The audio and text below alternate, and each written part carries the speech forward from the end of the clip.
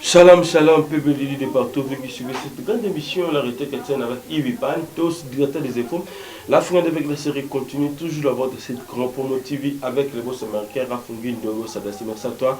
Reste quand le super pro caméraman va RDC. Voilà, nous sommes déjà avec le maître avatar Jean-Pierre Manzolo, Oubutuna Kimi, Boluka Gipe Mingi. Et c'est vrai, ça fait un temps que ce tournoi est suscité. Le lot nous va permettre que le lot tout encore tout sur la toile, paix, santé et puis na activité ni à Bombeli Bisso, na Miko Koya. Tout ça déjà monté pas à maître avatar. Bonjour maître avatar Jean-Pierre Manzolo. Bonjour frère Yves et bonjour aussi Nabalandi Nyoso, merci pour l'invitation à bien. Voilà, merci tango belé bandoko belé ba monyo le société, c'était dit à quoi absence na yo. Voilà.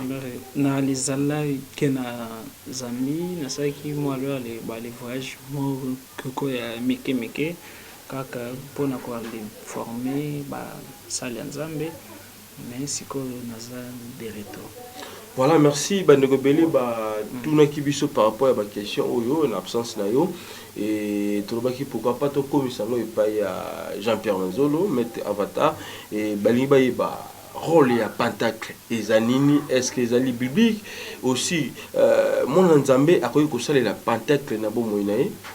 Merci beaucoup pour la question. Premièrement, na livre ya Osée 4:6 et lobby mon peuple périt par manque de connaissances. Bible lobby te que non mon peuple périt par manque ya ba verset biblique, par manque ya ba jeûne, par manque ya ba prière, mais par manque ya ba nini connaissance. Parti moko tout ba komi que non na moni batu oyo il fallait ba fanda na cheval bafandi na mabele bato oyo il fallait bazala na trône bazali na mabele kasi batu oyo babongaki te na trône na moni bango kwa li fanda na trône, c'est-à-dire ignorance et koki koale mema moto na échec total parmi ba doya Saint-Esprit to alezali na don ya science soit don ya connaissance mais nde bana nzambe bandimaka badon nyonso parler à langue guérison mais nde soki komi don ya connaissance nyonso kokomaka satanique mpona nini l'inconnu fait peur, ignorance etsaka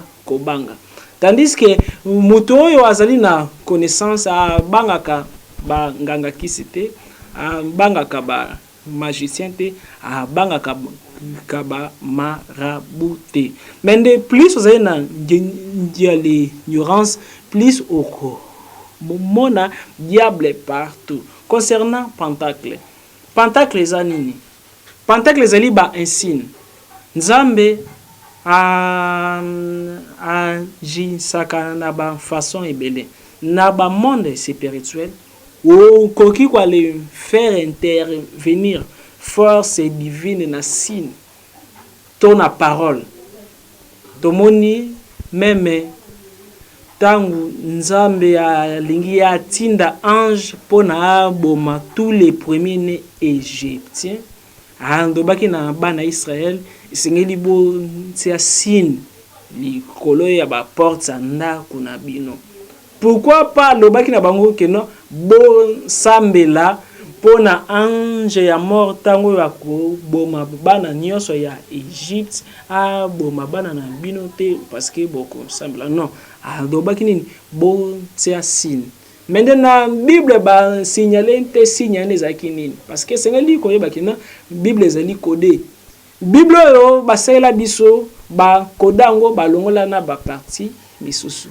Si ndwano yo nzamba lobaki na bana Israël ba tia na liboso bandako na bango grâce ya makila ba dessiné ezalaki pentacle ya ange Mebael. Comme on a connu aux alana pentacle ange Mebael.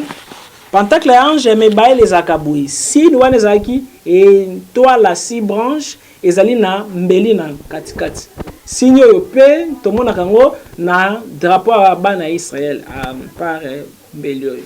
Alors comme ange alingaki aya na minuit pona grâce à mbeli na ya boma tous les premiers-nés égyptiens banana nyama tina motu tina soso. Alors il savait qu'il fallait ba tia sino yo ba desina ngona makila pona soki ange aleki a moni signe pentacle na ya yebi keno ba bantu wana bazali na accord na ngai bazali na accord na chef na ngai nzambe esengeli na sala bango mabete. Chaque ange azalaka na signature na ye azana so na ye so wana na signature tokoki kwa lembenga ngo ba pentacle parce que chaque signe ezalaka na rôle nango na monde spirituel.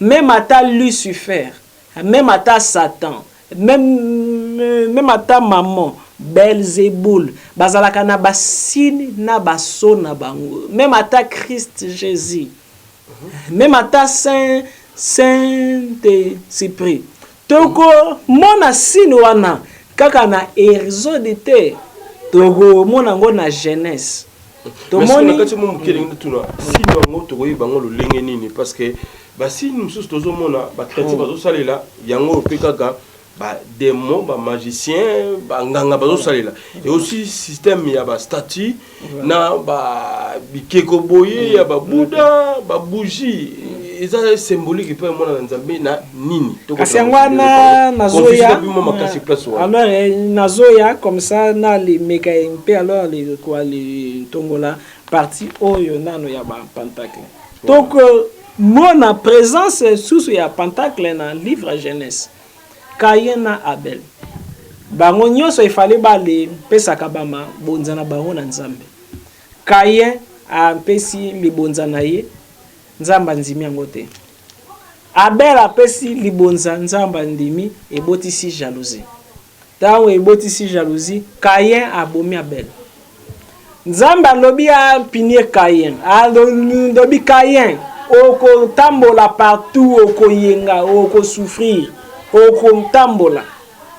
Caïn lobi nzambe même ata na sali mabe batelanga parce que koto yo benganinga bakoki ko bomanga na Bible koma minini nzamba zui atie signe atie elembo na mbunzu ya Caïn atie signe mais Bible lobi te signe wana ezalaki nini ezali pentacle ya immortalité pone batela Caïn a tikala ko kufate na fait pona nini nzamba lobaki kaka na parole te que non Caïn ozali protégé non pourquoi a sali signe parce que na monde ya ba esprit ba signe ezalaka très important signe et accompagnaka ba parole to moni même Jésus azalaki sambeleli aveugle né azui signe atena elongi na ye.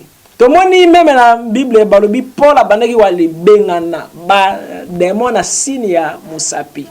chaque signe ezali na ba influence nango na monde spirituel kaye akufaka te na vie na ye tango avumeli akomaka mopepe parce que batiaki ye pentacle ya immortalité na maboko ya Nzambe ye moko. Alors déjà ezali déjà ba pentacle toi les joueurs sous exemple moko ya pentacle na Nouveau Testament. Jésus ba memeli ye mwasi ya ndumba Marie Madeleine. Mais plus tard, parce que balongola qui a wana Bible, Marie Madeleine plus tard a komaki disciple à Jésus makasi, a komaka même moi c'est Jésus. Parce que biloko misusu ezaka tabou. Jésus saki na mwasi. Mais quoi les alana? Moi c'est et dongoli ki bonzambe na kati na été. Quoi les alana? Moi si diminuer Jésus na et de côté. Parce que na niveau moko ya spiritualité, magie kabbalistique égyptien, oyo Jésus azalaki initié dans les niveaux moko et sengaka motoa matisa nyoka moko ezalaka na colonne vertébrale na ye ezalaka de alors nyoka soki nyoka wana amati akomi na niveau ya fond bale mbengaka ngo kundalini. Ce qui a commis na niveau ya fond, moto komi éliminé. Nyoka wana a mataka soit ya se développaka soki qui couple ba les alliés spirituels pendant ba rapport na bango ezali na non éjaculation. Ezali li magie sexuelle. Wana lors de na les kangi na parenthèse. Tango yo bale memi mwasi wana empire Jésus ke non e komami na mimbeko na biso soki mwasi asali ekobo soit azali ndumbe sengeli to bomaye yo o lobi nini Moïse alobaki sengeli to bomaye. La Bible dit Jésus ba docteur a loi ba telemi ba simbi mwasi Jésus agunzami abandi kokoma. Bible za code Bible bombi lisusu elobi na biso te Jésus abandaki kokoma nini abandaki ko dessiner nini neto fofani boye ba tata mi bimba baye ba les poser yo question moko très important bazo c'est la réponse au fukami obandi ko alekoma c'est-à-dire eloko wana bandi ko alekoma ezalaki important e bandaki ko intéresser bango Jésus bandaki ko ale dessiner pentacle ya karma na dharma. Karma na dharma, pentacle karma na dharma, ezali géré na troisième monde angélique babenango bina. Bina ezali monde ezali géré na ba 24 veillards, ba seigneur du ciel. Ba les 24 veillards en rôle na bango ezalaka nini? Soki osali mabe esengeli bazongiselo mabe, olingo lingate. Eli akati 450 prophètes bale mitu. Asali mabe. Roi Jezabel alobi elinga pe na koboma yo Eli akimi yango tango akimi yango plus tard Eli amati na likolo Nzamba zongisi molimo ya Eli na kati ya nzoto Jean Baptiste grâce à ba 24 veillards mutu basalaki yango sima nango bazwi molimo ya reine Jezabel bazongisi yango na kati ya nzoto ya Hérodote akosenga pe mutu ya Jean Baptiste. Eli akataki batu mitu bakati ye pe mutu na époque oyo akomi Jean Baptiste. Alors yangwana babengaka karma mabenyo so mutu asali alinga te asenga pardon te esengeli a payer yango ezali gérer na ba 24 veillards. Alors tango Jésus a dessiné ngo na mabele banganga ya loi ba comprenaki que non mutu yo déjà a faire engager by Cyprien. Si malango Jésus a dessiné kaka mpamba te a lobi na bango. Oyo azangi lisumwa bambe libanga. Moto liboso lingaki a bambe libanga lingaki a kufa sur place parce que Jésus a dessiné qui déjà pentacle. Pentacle ezali ba objet. Ba signe moko ezali na ba pouvoir surnaturel. Soki ezali travailler par un grand maître spirituel. Ezali na ba principe nango. Alors, par là, ezali na ba signe. ezali na ba pentacle satanique, ezali na ba pentacle ya bana nzambe. Mais ezali na pentacle moko ezalaka double. Mwana nzambe akoki kosala yango, Satan pe akoki koali sala yango, mais différence ezali ya ba Paul. Zela na esi impliqué. Babenga yango pentagramme. Il y a 5 branches. Renvoi de la terre. Pentacle il y a 5 branches donc neti bago yona lati. Soki pasteur azali na kone ça c'était ya go ndobango. Voilà. Soki muto azali na kone ça c'était monya wa musapitanga loba chine ya ba Illuminati satanique tout. Tandis que ezali ignorance. Soki étoile songe nango ezali likolo elakisi que non mutoyo azali ko appartenir na ba force ya nzambe. 5 branches elakisi kaka mutu a mutu, maboka mutu, makolo a mutu. Elakisi aussi 4 éléments ya nature na 5e élément. Premier élément mabele, mopepe, moto na mai. Na 5e élément molimo. Chaque élément a un rôle dans nzoto nango. Mabele, ceux qui sont en équilibre, ou kozala na chance financière. Ceux qui sont en déséquilibre, chance ya mbongo ekokima. Mai, ceux qui sont en équilibre, ou kozala na santé malam. Mais ceux qui sont en déséquilibre, santé ekobeba, par là okomona ba grand maître ba biki sarabatu mingi na ba mai parce que santé zali gérer na mai. Domination, autorité, ceux qui perdre yango donc élément fait ezali na déséquilibre. Ceux qui ont perdre mayele, concentration, élément air, ezali na déséquilibre. Alors, centre na onyo azali géré na molimo. Alors, mutu azali géré na 4 éléments wana. Soki mutu alati bag, soit moni signo yo songe ezali likolo, ezali on dirait Christ ressuscité. Christ a ressuscité, taki azalaki debout. Mais soki ezali renversé sur quoi comme signe satanique. Parce que Lucifer tango yoba boka qui azalaki mutu na se makolo likolo. Donc il y a les alliés parce que monde spirituel est zalaka flexible na basine inconscient ou consciemment. Supposons na koki kwa le sala signe oyo. Mutu azali ignorant ndo ba ezali basine ba formation soit signe satanique. Tandis que boye ezali signe ya bénédiction. Parce qu'ils sont à droite. Mais ceux qui ont changé à gauche est comme signe satanique. Signe à malédiction. Monde satanique. Kasi yazali là tous les deux, ni chaud ni froid. Parce que Satan a salé le côté. Nzambe mutu a créé nyonso. Satan avant azala Satan, azalaki étudiant na kati ya université ya Nzambe. Lucifer azalaki professeur na deuxième monde angélique oyo tobenga ngona kombo ya Hakma. Oyo elakisi la sagesse. Mondo ezali habité na ba chérubin. Chérubin. Ba les chérubin bazalaka na mayele makasi. Azwaka connaissance. Tango akomi rebelle, ba botolaki mayele te. Maele wana asalelaki yango renversé parce que bali bwakaki. Akomi kwa laisser lango ndenge ya mabe. Alors, hormis wana rola ba bougie na spiritualité zanene. Bon, avant nanu na leka nanu na ba bougie. Mais avant de ba bougie na voilà. Pesa aussi moi message moka bien pour la bana nzambe ba surtout ba fille ou bima na bato mususu abimi na mobali a éjaculé te. Et mususu mobali apesaka monta moko kaka wana 3000 ata bake wapi 3000 mususu 6000.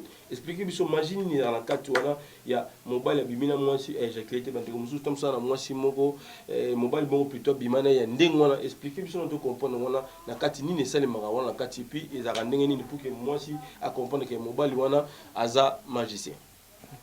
Yoka biso nyonso na mokili tozala nanu déjà ba magicien. Magie est vouti na grec la gisi magok la gisi sage. Mais magicien satanique aza magicien nzambe azali. Alors ceux qui esengeli na mpesa ba ndeko basi tope ba mibali ba conseil esengeli na ndobela bango porte nini malédiction e kotelaka. Mutu nyonso azaka na étoile na ye na likolo. Na kati ya étoile na yo ba 24 VR ba enregistra ba chance. ba grâce nombre ya mbongo nyonso okosimba na mokili ezali na étoile na yo. Nombre ya ba galère okozala nango ezali na ba étoile na yo. Mais diable a créé kate mais azali na ba banque esengeli bato oyo balukaka kisi pa na ye bazwa mbongo mais ye asalaka chance te akozwa ngo wapi. Ba force du mal bakoki komona lobi na yo kaka ndenge Jésus ba 3 rois mages bayebaki ki azali mokonzi. Mais pona ba changer vie na yo esengeli bazala na code ya étoile na yo.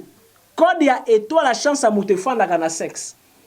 Alors pona bazwa code na yo na ba force du mal soki balingi ba salo mabe ezali na ba moyen bakosaela.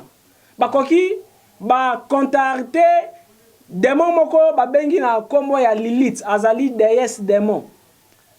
Azali première femme ya Lucifer. Azalaka pe première femme ya Adam. Azalaka première Ève. Wana non musije wana tena tsango côté mende akoma démon. Ye azali mama ya ba femme de nuit na mama ya ba mari de nuit. Akotindelo mwasi ya butu. Na ndoto oloti ozali kwa le passer rapport. Pendant que ozali kwa le passer rapport, comme Bible lobi soki osangani na moto bokomi eloko moko. Par là ba code nyonso ya étoile na yo et traverser ekei na monde satanique. Kuna ba kozwa code na yo ba tinza ngo na 4e dimension na se ya mai na monde moko ba bengi ngo monde Tartaris. Na monde wana ezali na banque moko babenga ngo Maison Blanche. Banque wana ezali géré na démon moko babengi Lucifer.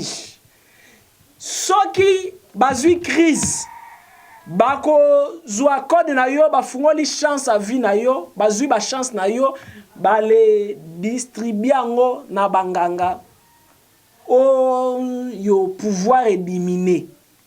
Bako zwa ba chance na yo ba pesi yango bato yo bazali kwa le pesa ba makila. Bako ale zwa destin na yo ba chance yango. Soki ba monike na ba femme de nuit na ba mari de nuit esimbite bako mata sikoyo na plan mental na makanisi na yo pona ba influence yango. Bako développer na nkati na yo posa ya masturbation komi sepelisa. Plus ozali ko se masturber mentalement ko nkati peut-être moi sina kala sorte moi bali no mo kakala. D'office au cause na contact na monde satanique sans le savoir. Et toi na yo etikali polele. Ezalo ndire caisse na yo ya banque etikali polele. Ba nkoki ba les vidéos ba chance. O comment ba non, pona ba vidéo ngate nga l'heure na les ça la ka préservatif. Au saleli préservatif. Au bois ki yango. Na chaque spermatozoïde a plus de 12 milliards de chromosomes. Chromosomes moko ezali être moko. Ndenge obwaki yango côté wana ekopola. Soki epoli côté nyonso eloko epolaka to ezalaka salité, ezalaka na race moko ba démon bazalaka wana babengaka bango ba larve na ba scori. Bako féconder sperme na yo bale bimisi ba démon. Plus de 12 milliards ya ba démon. Yonde papa na bango. Bale démon wana bako veiller que bale détruire vie na yo. Bako ale développer na vie ya mwana mobali soit ya mwana mwasi hémorroïde to infection moko ici la kade. Ezalozwi ba antibiotique ndenge na ndenge mikuse si la kate. Ezalozwi nini ba antibiotique ndenge na ndenge ya infection ici la kate. Ezalosali ndenge nini impuissance hémorroïde ba maladie ekomi ebele. Mbala moko oko remarquer à chaque fois olingi on kende kopa mbongo esengeli yo sentir ba étoile d'araignée kangi yo na elongiti na boulevard. Imaginez boulevard Prince pe na kati ya mutuka même mais étoile d'araignée zali kwa le kangayo ezali que non mêmement bana ya moi esengaka to ale kepe bango bana ya butu pe ba kipaka biso ako kipe yo pona a détruire vie na yo. La même chose moi si au saleli bande de génie ko boaki na toilette soit tu bois qui na foule ba démon ba ko aller décoder étoile na yo mais ni ne sengeli ça la même parce que esengeli eloko nyonso ezalaka accompagné na ba parole.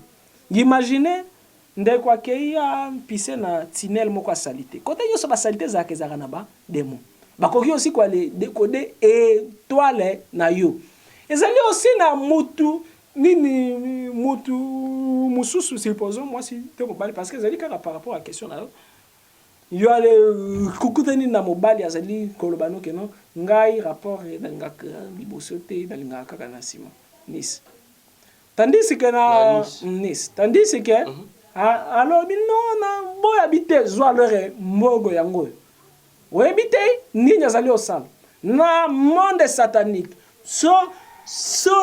soki balingi nzambe asundola mutu ba tindaka soit bo aller passer rapport contre nature soit Nice na sexe soit moi les bali na mobali soit mwasi na mwasi soit mutu na nyama dès que mutu asali acte wana nzambe ya sundola kaye pendant moi temps mais azali nzambe ya bolingo tawano yo akosundola yo akobotola 4 anges gardiens yo bazaka pembe na yo okomi exposé ba nkoki koyiba yo étoile ezali vraiment science moko trop vaste oye ko zoalere biso temps comme ezaki parenthèse na kangi yango mpona na nzonga kota bu kuna ozonga nsoma moke bandeko basala ndenge nini mpona kokima bitumba ya molimo et aussi conditions za mpona bikeko na répondre na nde te ozongela yango nalingi tosi na oyo mutu asala ndenge nini mpona kokima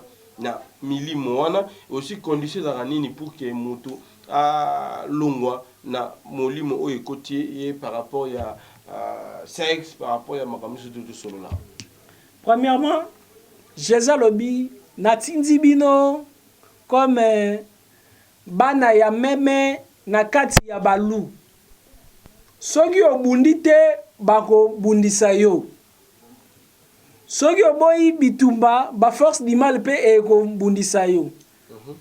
Soki camarade abundisi yo te, moto en famille abundisi yo te, voisin abundisi yo te, ba force méchant comme Paul a dit, nous n'avons pas à lutter contre la chair, mais nous avons à lutter contre les forces du mal répandues dans les lieux célestes, ba principauté na ba domination. Mais Paul a dit que non, revêtez-vous na ba armure. Paul a bundisa ba force du mal et sengeli ozala bien instruit. Première chose avoir la connaissance. Koyeba monde ba esprit etambolaka ndenge nini. Monde ba ange etambolaka ndenge nini. Monde ba démon etambolaka ndenge nini. Si manango yava nanu na s'engager na guerre na ba milimo mabe basambelaka ndenge nini précaution nini nakoki kozwa esengeli mutu nyie bakeno ezalaka na deux guerres eza na guerre interne na guerre externe mutu azali microcosme univers eza macrocosme na grec micro veut dire petit cosmos veut dire univers macro veut dire grand cosmos veut dire univers mutu pona abunda bitumba ya libanda esengeli alonga nanu bitumba ya kati ya nzoto na ye. Premier ennemi na biso ezalaka nanu oyo azali ko se présenter liboso na biso te. Ezali nanu ennemi oyo azali créé na kati na biso. Derrière chaque défaut se cache un démon. Derrière chaque démon se cache des faiblesses. Derrière des faiblesses se cachent des comportements. Derrière des comportements se cache ba échec na ba situation ndenge na ndenge. Supposons kolinga mbongo eza mabete, mais soki okomi kolinga mbongo koleka batu na kati na yo o développer esprit ya démon yo to bengi maman. Maman, tout le monde présence na yé na Bible, Jésus a lobby, on ne peut jamais servir deux maîtres à la fois. soit oko servir nzambe, soit au servir démon ya mbongo maman. Alors dès que olingi mbongo koleka batu, soki maman a s'installer na kati na yo et ko faciliter démon ya libanda pe a salo attaquer simba. Diable akoki ko attaquer yo te soki yo moko ofungoli porte te. Chaque que lisumo yo komi ko sepela nango ezali aussi porte oyo to invitation oyo yo moko pesi na ba force du mal. Supposons ko ale silikezali mabete mais ko ale zala rancune olobi nakangeli kanda tina kokufa na kolobi sakete d'office o continue contact na Lucifer par là ezali na facilité ngango yo a salela ka force à Lucifer a mbwakelo mbasu ezwayo parce que nombre ya bato o kangela bakanda na motema ezali nombre ya bamaduso yo osala na ora na yo. Ora eza nini? Même pona mbatela biso memema mutu alataka elamba soki ayoki malili na molimo wa mutu na plan invisible ezalaka na couche moko magnétique e entouraka motu babengaka yango aura. Soki mutu akaniseli yo mabe même ata aza ndoki te a lancé déjà énergie ya mabe contre yo. Énergie wana soki ekoti na kati na yo ekoki wale réaliser posa ya mabe ya mutu wana. Mais nzamba sala protection moko ke soki makanti wana ye bouclier wana ebengani yango. Soki ebengani yango okoyoka basuke mutu etelemi oyoki malili na nzoto. Parce que rôle nango eza misatu, eza na rôle ya protection, eza na rôle ya communication na extraterrestre, eza na rôle ya communication na ba ange, tona Saint-Esprit, tona Christ, tona Nzambe, tona Mère divine. Mais soki ezui ba attaque belé, soki yo moko kangeli baninga kanda na motema, ora na yo ekotoboka, ekokoma fragile. Plus on komi motema mabe, plus on komi faible. Parce que na monde nzambe, plus mutazaka motema mabe, plus akomaka faible. Plus mutazaka motema monene, plus akomaka puissant. Maintenant na monde satanique, plus mutazaka motema mabe, plus akomaka puissant. Plus akomaka gentil, plus akomaka faible. Alors, yo mibengi mwana nzambe. Mais oza na motema mabe, oza rancunier. Oko tambola toujours église après église pono luka solution. Tango yo solution. Solution ezali ba église ozali ko tambola te. Solution ezali motema na yo okanga batu combien. Oyina batu combien. Kaka wana te. Nyonso oyo mutu a développaka na kati na ye. Wana. Plus mutu a développé kobanga. Ezali aussi na ba démon ya kobanga. Kobanga ezali naturel. Mais soki okomi esclave ya kobanga, okomi développé démon moko na kati. Mbala moko, plus ozali kobanga, ba force du mal bazalaka a tirer na ba kobanga na biso na ba doute na biso mbala moko eko fragiliser yo mais na yango pona obunda malamu na monde spirituel esengeli ozala na ba connaissance ya base. Connaissance ya base wana eza nini? Premièrement esengeli oyeba oza nani, mutu aza nani, awuti wapi, azosala nini na mokili. Yango wana ba sujet na kolobela vraiment nini na conférence. Soki oyebi oza nani, outi wapi, ozali ko ale sala nini na mokili, o prier avec précision. Alors soki omi yebite rôle nini to alezali na ngo na monde oyo, to vuti wapi pona yo seul souvenir ozalaka nango ezali ke non vina nga ebandaki tango yo mama botaki nga ebanda wana te ovutaki quelque part na les conférences wana nako révéler mutu avutaki wapi réellement mission na ye eza nini mission na ye ezali kaka te ko salozwa mbongo te wana ezali ba matabisi mais mission no vraiment eza nini plus okozala na connaissance wana élargie oyo na kompesa na conférence plus okolonga na bitumba ya molimo alors soki na ndobi na zonga muke concernant ba bougie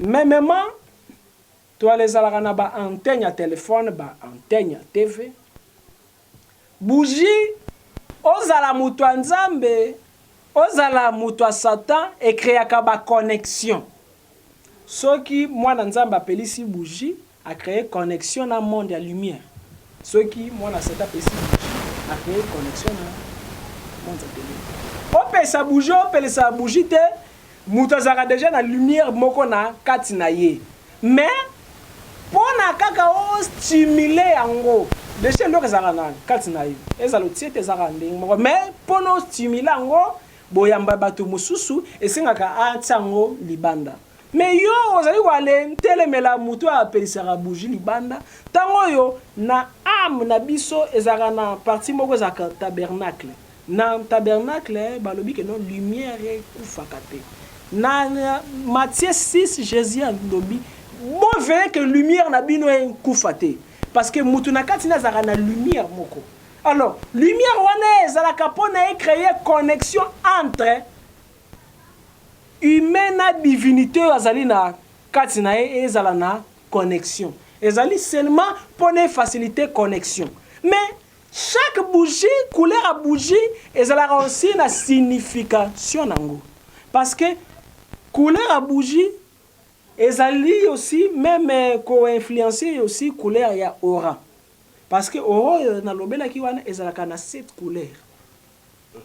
Couleur ya jaune, ce qui ont développé yango, ce que l'équipe pembeni ya mutu, okoki ko bikisa ye. Osambeleli mutu mutu biki. Couleur ya vert, ce qui ont développé yango, osambeleli mutu azui chance financière.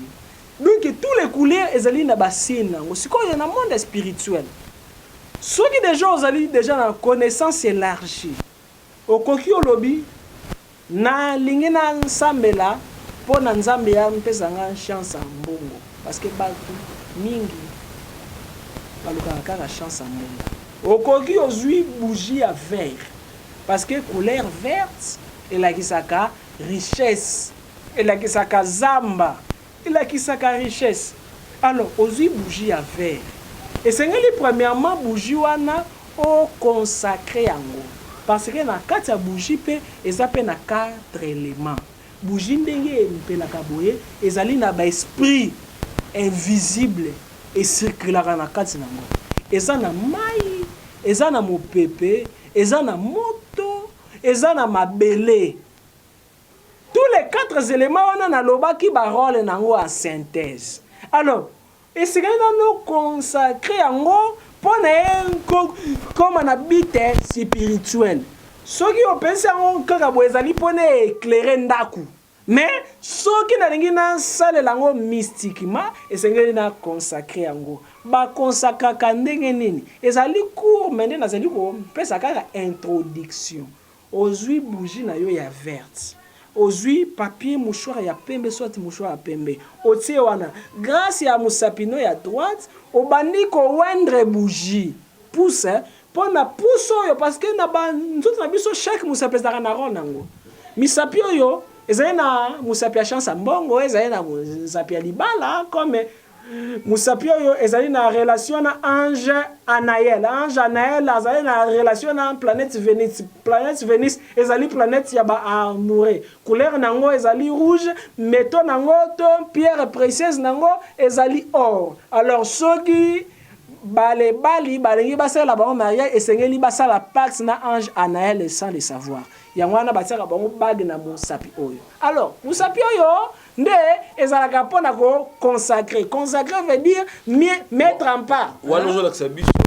Bana ça ningi batona basala non bana nzambe te bongo awa tozali kolobela Satan ayekola eloko te asala. Satan a copié nyonso. La Bible dit dans le livre ya Osée 4 tant lobi mon peuple périt par manque de connaissances. Ezali mathématique, ezali connaissance mystique. Alors musapia yo ezali musapia consécration. Donc ko ale zoilo ko ekoma ya nzambe. Ozu bouger pakoli yango huile. Soki ezali pono attirer ba grâce au kom pakola huile de haut en bas. Mais esengeli ezala na perodo yo sanza ezobima parce que ceux qui sanza ezali obima ba sambela kapona ko attirer ba grâce ceux qui sanza komi boule lingi ekita ba sambela kapona ko bengana ba mauvais esprit pour esengeli o salango jeudi parce que chaque journée ezala na ange na rôle nango. Jeudi exagéré na ange Barachiel. Barachiel azali comptable ya ba bénédiction nyoso ya lola. Ezali journaux yo basenga nzambe chance financier to matériel. Ezali mpe na air nango précis. Ezali mpe na couleur nango précis. Alors, juste bref, bougie ezali na rôle ya connexion. Mais ba statut rôle nango ezalaka nini? Okoki kolba non. Pasteur mokazali olandanga lobi ekomami bokoki ko bumba melaike kote bokoki wala esala eloko moko te ya image na kombo ya nzambe. Merci pasteur pour la question. Mende esengeli koyeba tango yo nzamba lobi bongo eleki pas même 2 ans alobi lisusu na Moïse elekaki pas même 3 mois alobi lisusu na Moïse. Moïse sala temple na kati ya temple wana esengeli na rideau ya temple o dessiné ba image ya ba chérubin et c'est déjà ba image mais nzamba pekisi on mais atindi yango asuki wana te alobi nini Moïse sala arche d'alliance na arche d'alliance likolo yango botia de bikeko ya ba ange apesi na modèle. Mais est-ce qui wana te? Mais apekisa yango. Mais est-ce qui wana te? Tango yo bana Israël ba komi ba teti. Atinzi ba nyoka ba swa bana Israël. Nzamba koka ki kosela la parole. Mais ce qui wana te? Alobi na Moïse sala ekeko ya nyoka. Bon, yava wana eloko yo nzamba tinzi ezalaka lisumu te. Mais eloko yo mutu asali na ndenge na sans inspiration wana nde péché. Tango yo bana Israël basali ekeko bango moko sans ordre nzambe azali on dirait grandeur et patron akoki ko aller changer mibeko abuki mi ale beko muta ko sambisa zate mais soki obuki mibeko na ndenge no parla comme idolâtrie. Tango yo bana Israël ba moni nzambe moko sala ndeni babi keko tinda Moïse biso pe to ale sala nzamba frappa bango eleki mikolo nzamba tine bango banyoka ba swa bango mais nzamba bi Moïse sala ekeko soki nzamba déclarer eloko pire ezalaka pire yango na ngai na njejaka ba foya batote.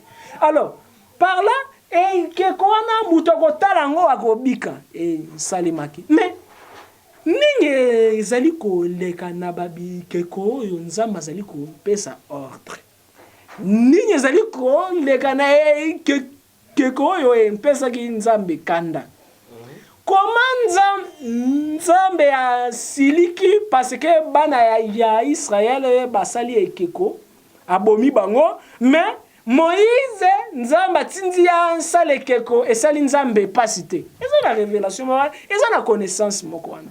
Ezali na cours moko spirituel ya ba égrégore. Na ba égrégore na ko ndobela égrégore c'est spécifique. Molimo ekoki ko fanda na kati ya kopo. Molimo ekoki ko fanda na kati ya nzete. Même ata molimo na yo ekoki ko fanda na kati ya eloko nyonso. Alors nzambe pona se manifester na mokili physique esengeli comme azali invisible esengeli en faire passer pouvoir na ye na eloko ezali visible balobi Jésus azali image ya nzambe azali invisible mutu pe azali image ya nzambe azali invisible nzambe alingi créer supposons guérison azwi molimo na ye afandisi yango na kati ya ekeko nyoko oyo Moïse asalaki mais Moïse asalaki ekeko wana kaka boye te ezali na connaissance ezali na ndenge nango osali ekeko oprononcer bakombo ya nzambe odedie yango nzambe osouffle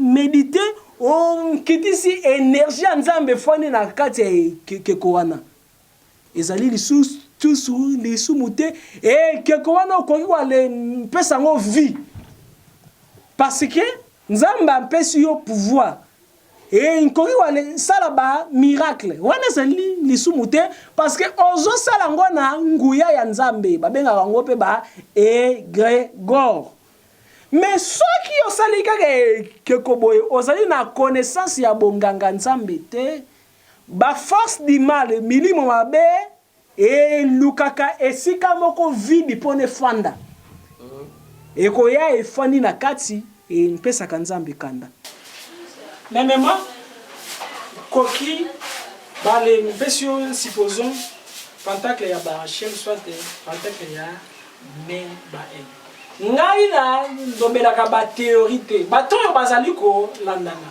ezali na bato misusu basomba bapentacle na bafoto nsalaka ba effet okoki ofani nde na ndako moto apakoli parfum te mais oyoki sola parfum oyoki milinga na ndako oyoki photo elobi photo ebeti miso na papa ici photo Melkisedek moni wana pourquoi photo wana eza vide te na le recharge yango selon connaissance secrète ya bana nzambe comment photo ezwa pouvoir ezwa onction esalaka ba effet wana alors le pouvoir wana ekofanda dans l'air te pouvoir ya nzambe ekoki koyenga te esengeli tofandisaka yango na babak na baamulete na batalisman na babikeko na bapantatre talisman bikeko ezali kaka mpo na banganga kisi te balede alepuye biso na sacerdoce na biso bale botoli biso babougie na babikeko na bapantatre ntango oyo biloko wana nyonso ezalaki ya bana nzambe bana nzambe kwalezanga koyeba bakanisi nyonso ezali ya satan asala eloko te ezali na bamanière ebele moto akoki kose protéger parce que diable asalelaka basystème ebele mpona koatake bana nzambe ntango oyo pharaon banganga na ye babimisi nzete moïse mpe abimisi nzete ezali aussi na rôle oyo nzete esalaka na vie ya mwana nzambe esengeli ozalaka na mwa nzete na yo ya moke eza na rôle ezali na rôle aussi ya coupe wana ya prière coupe calice eza na rôle mais bana nzambe bazali instruit te na makambo wana c'est pourquoi mingi tokomi kolobake no makambo ya bato baloge ekendaka na pedi ya nzambe ekendaka malema non nzambe achange te comment nzambe asala bamiracle ya epai ya eli mais mpa na biso oyo tozali kolesentir bamiracle wana te différence ezali kaka degré ya connaissance miracle ezalaka te miracle ezalaka miracle mpona moto ayebi te comment mystère wana efonctionnaka. Voilà. Merci, Maître Jean-Pierre Manzolo. Je pense que la question nous suit. Prochainement la émission Zalikoya. Mais pour terminer, il y a une grande activité aux Anango jeudi 29 novembre 2018.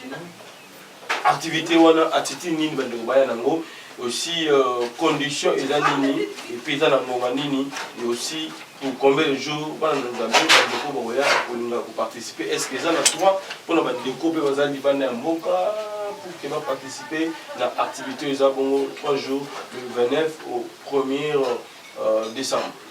Premièrement, ils allaient une conférence moko secrète mais modeste et très important. Ndeko alisalema nango na sala moko ya monene te kosalema nango na fondation bwana sima mais nombre eza limité mpo na bato oyo baza na Kinshasa nombre ezali 50 mpo na bato oyo bazali libanda no mboka nombre ezali 25 mais na kote aussi kodéborde parce que nazali na 80.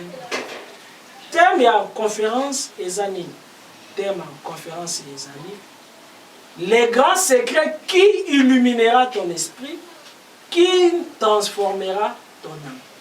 Na kati na wana ko ndobela astrologie angélique. C'est-à-dire expliquer sur mon pied, nous avons mon coucher. Nako ndobela carte du ciel. Comment koki koyeba vie na yo grâce ya ba étoile. Koyeba vie ya mutu grâce à date de naissance. Comment koki koyeba période na yo ya ba échec na période na yo ya ba réussite. Mutazaka na ba haute vibration na ba basse vibration. Comment koki komi yeba. Comment koki ko aller ça la prophétie ya ba makambo esengeli ya rêver na 10 ans na vie. Soit na mboka. Sans que yo zala na don ya prophétie. Ezali juste connaissance comme mathématiques na chimie. Koki ko donc na kotangisa ngo. Na kotangisa aussi voyage interdimensionnel. Mutu a vivaka na 16 mondes parallèles. Nengo fanya ofani na 16 mondes. Comment okoki ko voyager na monde mosusu o kutana na ba yo oyo bafandaka na monde mosusu pona bosa harmoniser.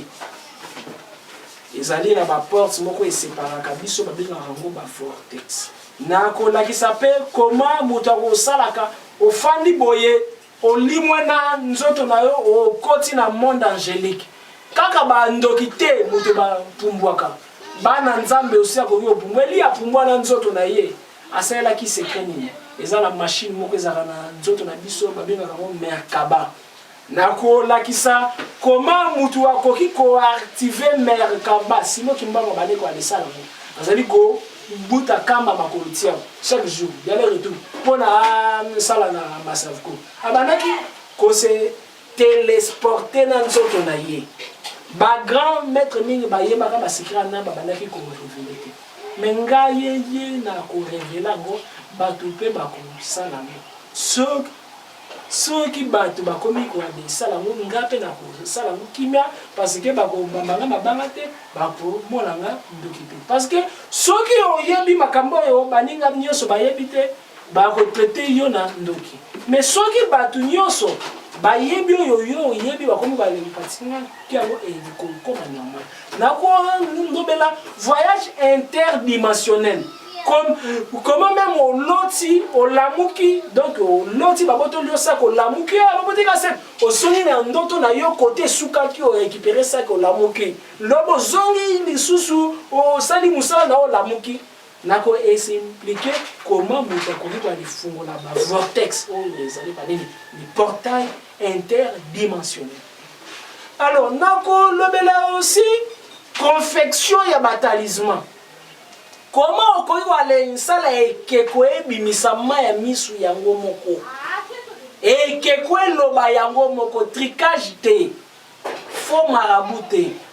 Comment okoki wale sala eloko eloba comment okoki wale mpesa vie na bague wale ndimi ya yeme comme azali na foi te osambeleli bague ochange yango osali formule na kopesa yo opesi akeyibwa amoni bamira ozwi mai osali formule loba okotisi esprit angélique na kati nango o dédicace ange na kati nango akeyibwa esali ba miracle. Comment mwana nzamba akoki koali sala nyonso nako expliquer ngo soki tant ekozala mais eloko nako expliquer lisusu makasi ezali pratique ya ba exorcisme. Comment mosali ya nzambe akoki kosala ba délivrance basalaka ba délivrance kibuli te désordre te ezali na ba principe nango ezali monde moko glissante bana no bakoki kokufa parce que osalaki délivrance moko oyebaki te koba kosala ministère no ekoki kobeba parce que otielaki mutu moko maboko na mutu oyebi te genre démon nini azalaki nango esengeli oyeba démonologie na angéologie oyeba comment basalaka ba exorcisme na koenseigner yango sima ya koenseigner yango bato bakoposer ba question sima bato koposer ba question nga mpe na kopesa bango bapapie ba question soki barépondre ozwi koleka moitié napesi yo brevet bien signé légalement que non oparticipaki na conférence omaîtrise matière ozwi brevet na yo